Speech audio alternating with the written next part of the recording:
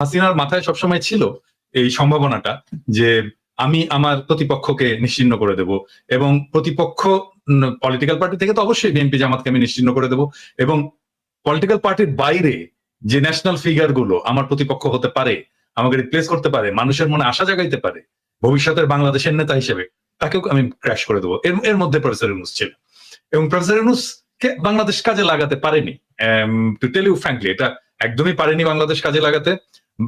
তাকে অন্য দেশ কাজে লাগাইছে, পৃথিবীর সব দেশ তাকে কাজে লাগাইছে, পৃথিবীর সব দেশে তার মেধা দক্ষতা এটা কাজে লাগছে, পৃথিবীর সব দেশে সে সেলিব্রেটেড।